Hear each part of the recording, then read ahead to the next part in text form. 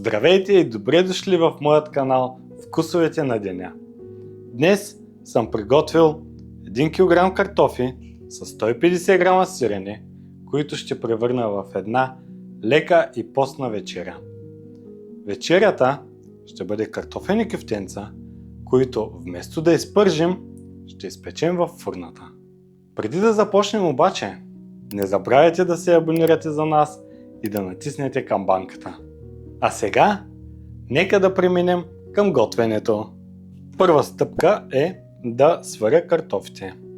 Няма да ги правя на много дребни, долу-горе на така малки купчета.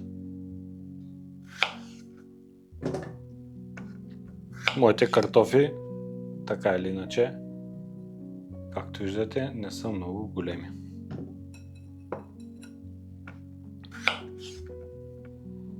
Разразвам ги, слагам ги в една по-дълбока тенджера и след малко ще ви издам една тайна как аз ги варя по-бързичко.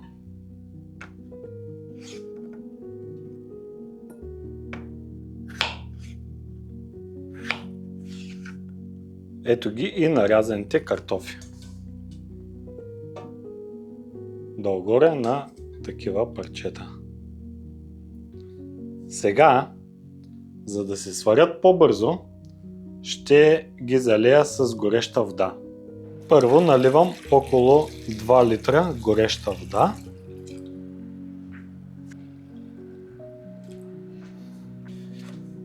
Пускам ги да се варят и ще добавя и сол.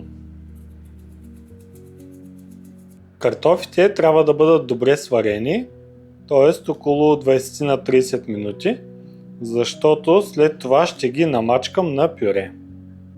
Картофите вече са почти сварени. Следващата стъпка е да ги извадя и да ги намачкам. За целта може да използвате или вилица, или ако имате ръчна преса, то да ги намачкате с нея. Аз в случая ще използвам пресата. Намачквам хубавичко картофите, като трябва да внимавате, понеже те все още са доста горещи.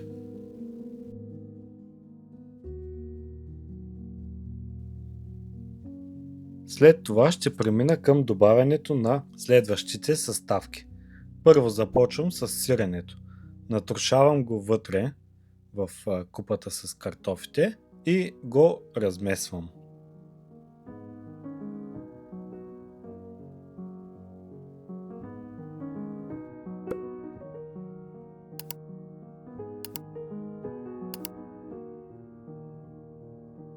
След това ще добавя и едно яйце. Предварително съм го извадил от хладилника, за да бъде на стайна температура. Добавям яйцето и отново размесвам сместа.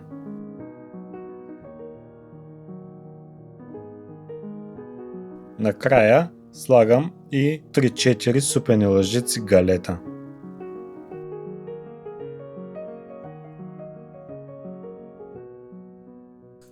Малко солчица,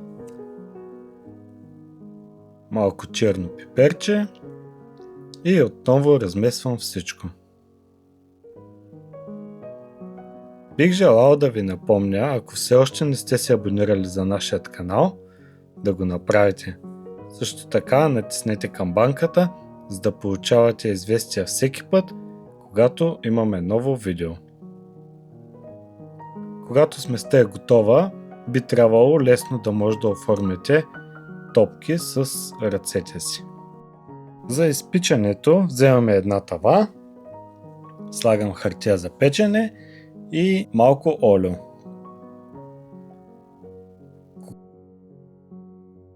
Когато започна да оформям картофените кюфтенца, си слагам малко олио и върху ръцете, за да не залепват върху кожата.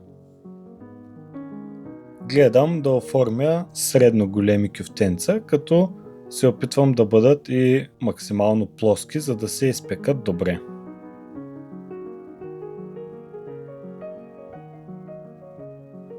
От тази смес ще излязат около 11-12 картофени кюфтенца.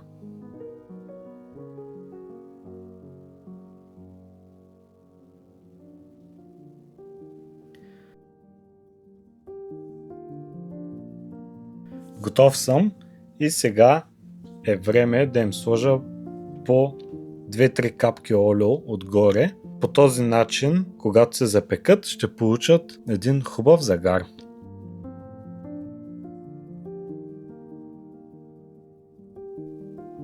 Нещо друго, което може да направите е, ако обичате пармезан или кашкавал, може да сложите съвсем малко отгоре. Така кюфтенцата ще станат още по-вкусни.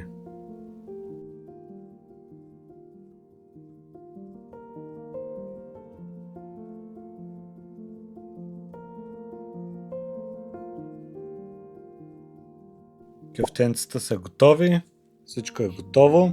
Загрял съм предварително фурната на 200 градуса и ще ги сложа да се пекат. Необходими са им около 20-25 минути.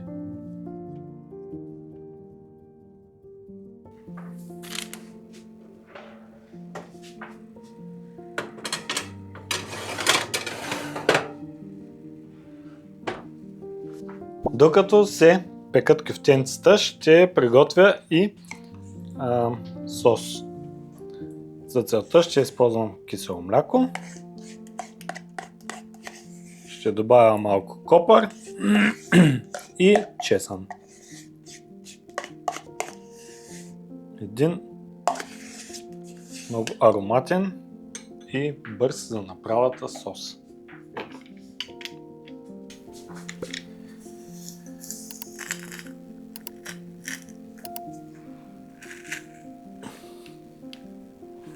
Малко чесънче.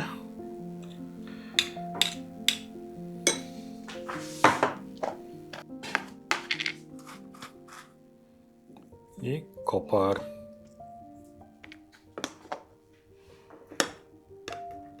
Разбърквам всичко хубаво.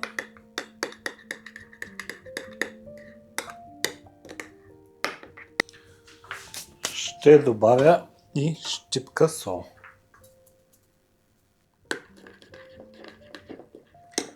Всичко е готово. Изчакам само да се изпекат кюфтенцата. Кюфтенцата са готови.